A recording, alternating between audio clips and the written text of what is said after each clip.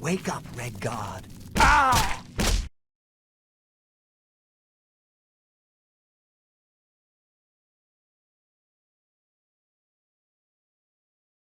What is happening, guys? Call of Duty Black Ops Kid here, coming at you with a boundary video. Today we are going to be looking at out-of-bound discoveries in Oblivion. And first off the back, right as you get outside of the gate, you got weird models T-posing with flat textures to show Argonian skins, hands, scales. I'm not exactly sure what this helps. Maybe it helps with loading the textures into the game, but this is a very weird phenomenon that you don't really see within certain games.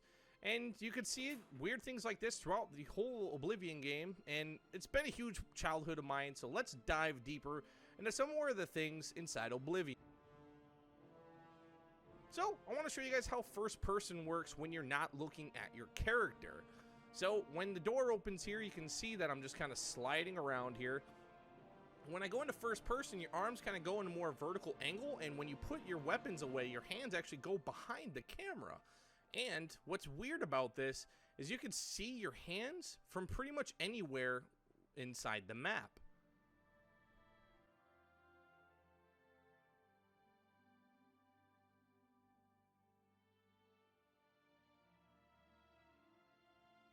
Right here outside the map on Oblivion, you see a little tiny triangle underneath the map. Right here is some developer left asset that kind of toggles in the map. There's also these cells here that when you unlock them is a room full where the Mythic Dawn attack you inside the game. You can see that this door right here and will lead a cell way outside the map. These are where these guys will spawn. You can actually talk to them. These guys aren't that way, unfortunately, and we know that if you run in front of NPCs, you can actually talk to them in the actual game. This is something I thought that was kind of interesting. I'll add in here. These little drips are way up in the air that are just black cubes that drip down in the sewers. And at the end of the tunnels, I always wanted to know when I was a kid what was at the end of this, and like most skyboxes in this game, it's just a round void to make it look like there's something out here when there's actually not.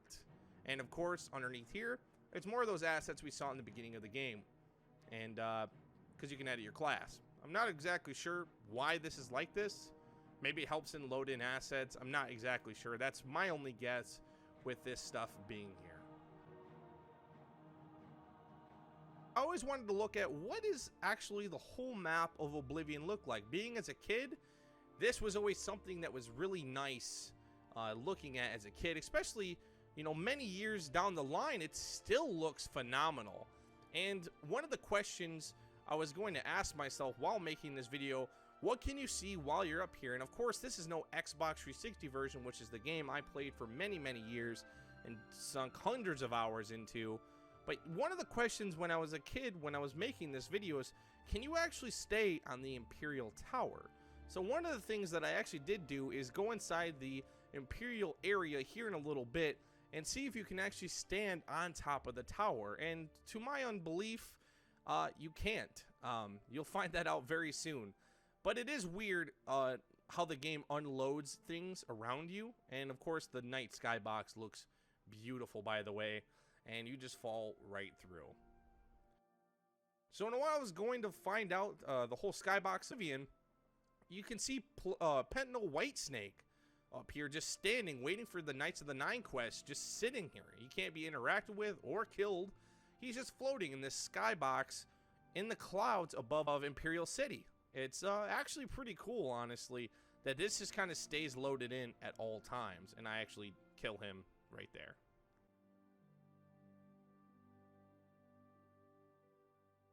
The whole map of Oblivion is actually huge. I think it's actually quite bigger than Skyrim, so to have all these things be able to be loaded in at once, you can see Bravil, Imperial City, Cheydinhal, Coral, Bravil. You can see all the maps loaded in at once, obviously very low down textures, I'm sure. And one of the other questions was, can you reach the planets in the sky. And I was sat there for about 15-20 minutes trying to reach these, and I could keep getting closer and closer, but I felt like I could never reach it. I think this is just due to the in-game camera just pushing things out. Although if anyone has any footage of this, let me know. Inside the Temple of the One is a huge oversight and glitch where people can just skip right to the end of the game, where a door is sticking straight into the ground. Entering this door will cut to the very end of the game, which will show you some more things at the end of this video.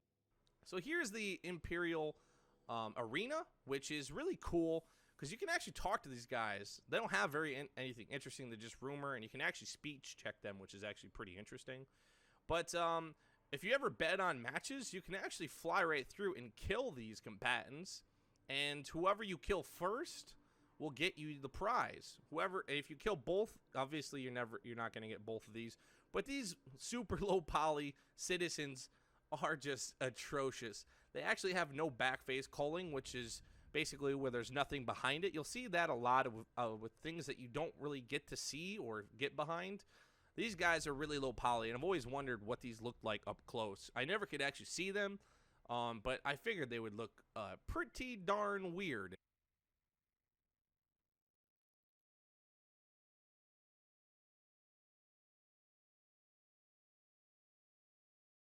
Inside here, this is how the chests work in Oblivion.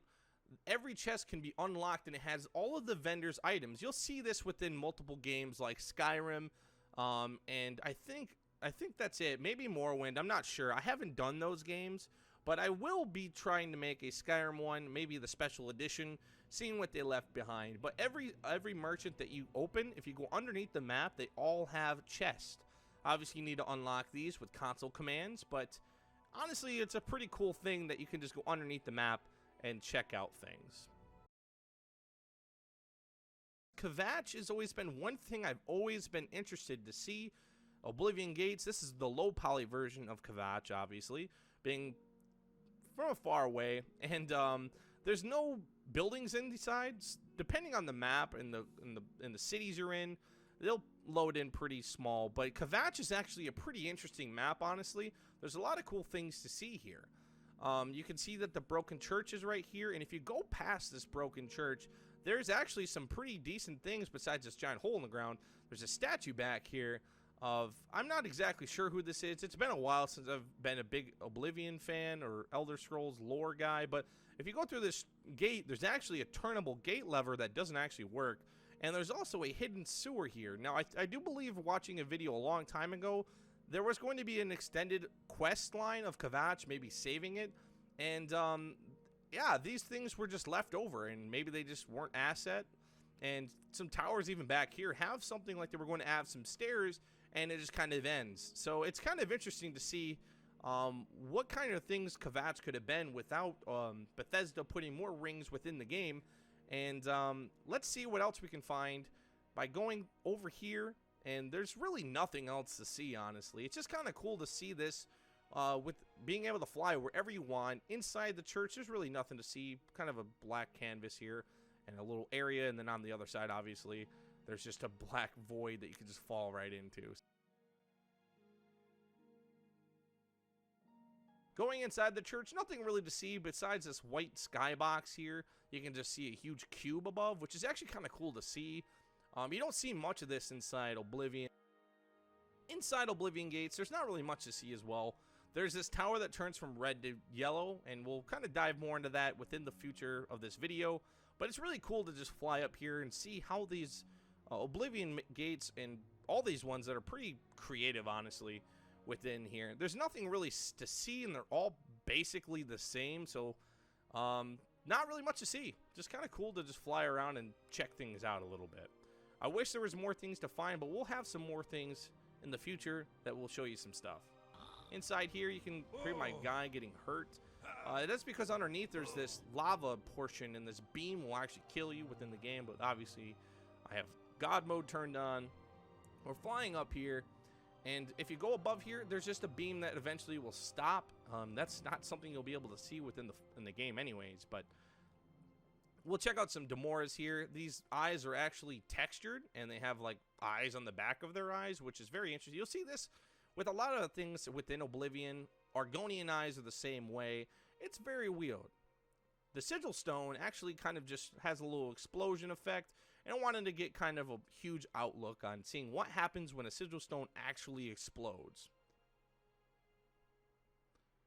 And when you get here, you can actually see this go away. But when you look down, these assets are actually stored underneath the map. Every Oblivion Gate has these preloaded. And it's basically a paper texture that just kind of goes up and expands and then shrinks back down into the map. It's very interesting, honestly. Now we're kind of fast forward. We're going to the Minimum Xarxes quest line. There wasn't a whole lot. I just wanted to see this from kind of a different angle and see if you could actually go inside the portal when he goes into paradise here. And unfortunately, he does not. But it's very interesting to see. There's actually a store area down here. I'm not sure what this is about down below, but it doesn't store him. I thought he would teleport down to this area down here, but when I looked later, he's just not here.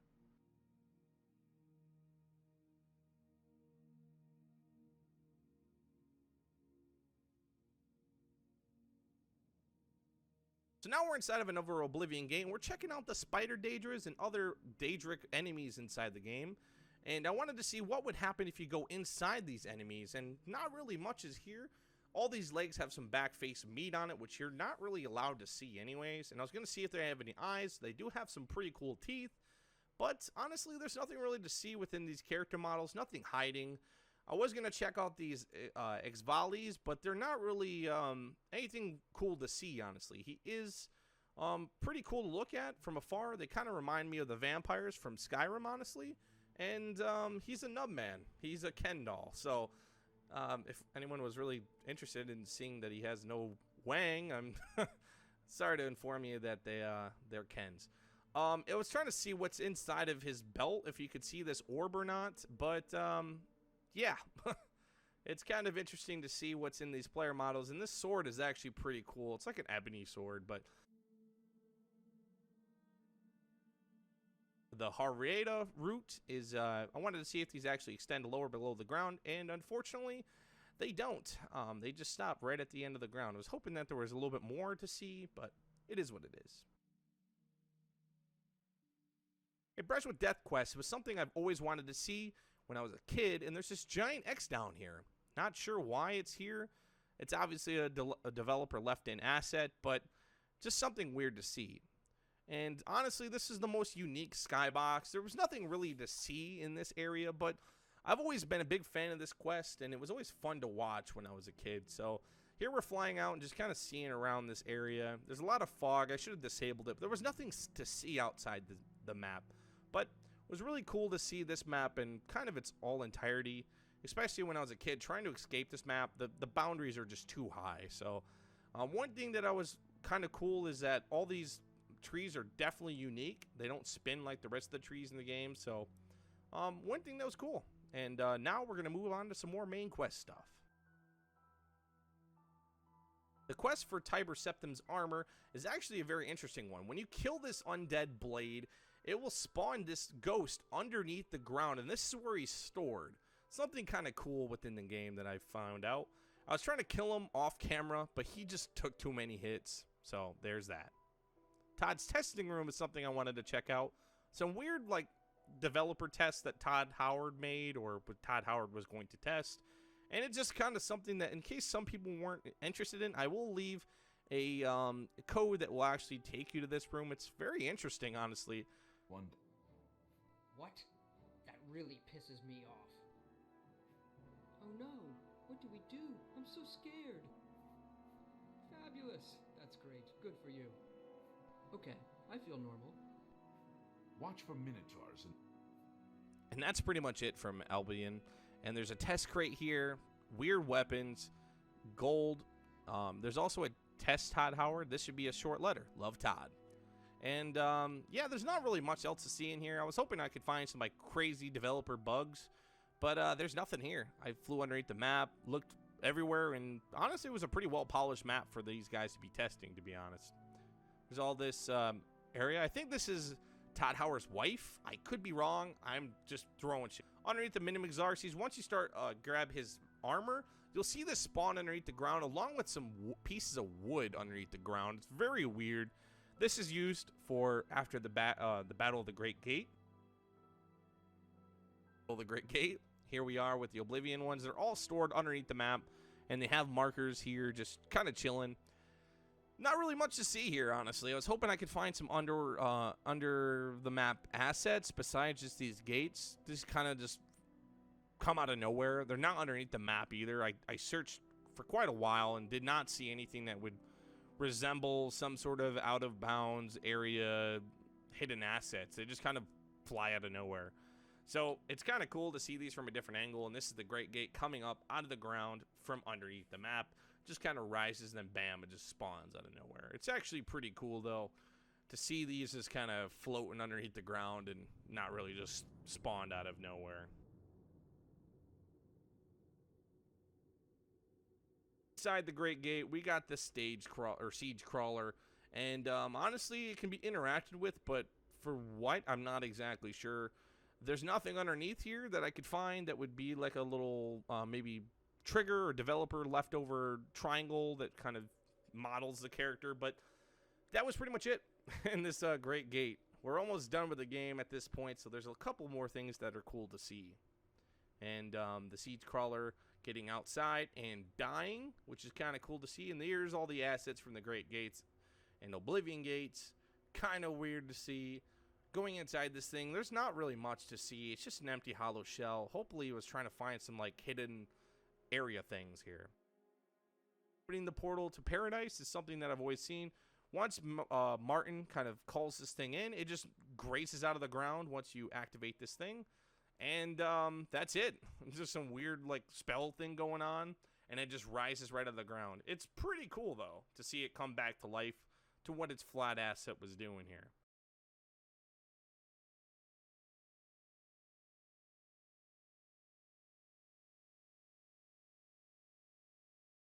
The end game. Mehrunes Dagon. It's kind of cool to see him up close. When you kill him, his body just starts flailing out of control. I'm not sure. He can't be actually killed as far as I'm aware within the main game. But when he does die, his body parts just stretch out of nowhere. And even if he's killed, he can be just stored outside the map, right outside the wall, having this dumb look on his face. I'm not sure why. Going inside his body, you can actually see his tattoos and all this kind of other stuff. And it's pretty cool. His face is actually sticking into part of the wall. And his axe is also sticking within the Temple of the One as well. Very cool things.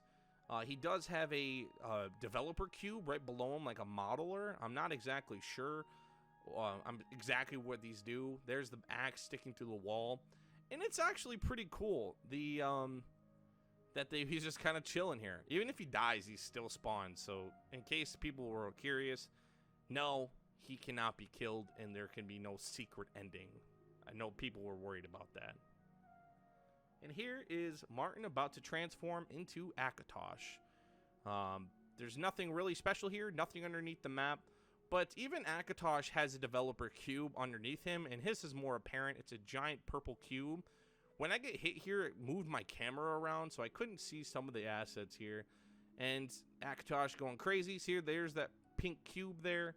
And the fight from underneath is kind of cool, just to see from a different perspective even. And you can kind of see just stuff kind of just going right through the map.